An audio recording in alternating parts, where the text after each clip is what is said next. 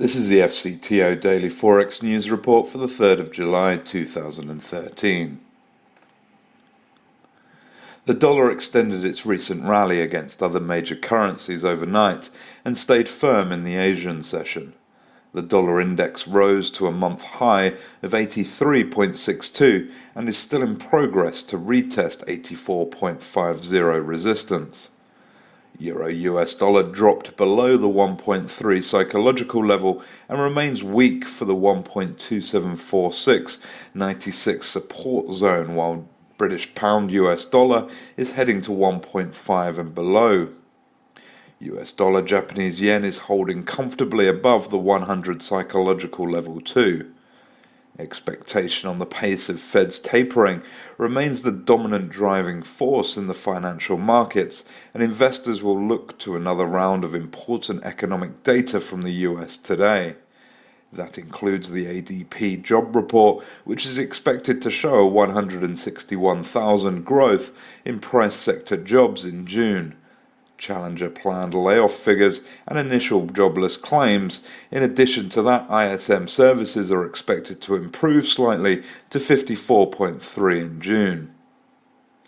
New York Fed Dudley expressed yesterday his optimism on recovery and expected growth to pick up notably in 2014, and that would warrant reduction in the asset purchases. He noted that the private sector of the economy should continue to heal while the amount of fiscal drag will begin to subside. Meanwhile, he said inflation expectations are pretty firmly anchored, with a 2% target, and the policy should be designed to reduce to the absolute minimum amount possible the risk of a Japan-style outcome. Fed Governor Powell, on the other hand, assured that the case for continued support for our economy from monetary policy remains strong and policy would remain accommodative for some time. He expected inflation to return gradually to 2% and the US will continue to make progress in reducing unemployment.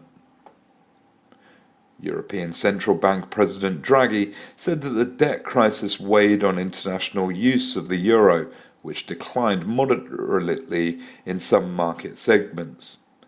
And the persistent fragmentation of the euro area financial system is one of the main underlying causes of these developments, as it affects the depth and liquidity of euro area capital markets. The ECB is expected to leave the key interest rate at 0.5% record low this week. The Bank of England will also announce policy decision on Thursday, and new Governor Mark Carney is expected to stand pat too. As for today, focus will be on Eurozone services PMI and retail sales, as well as UK services PMI. Released earlier today, Australian retail sales rose less than expected by 0.1% month-on-month in May.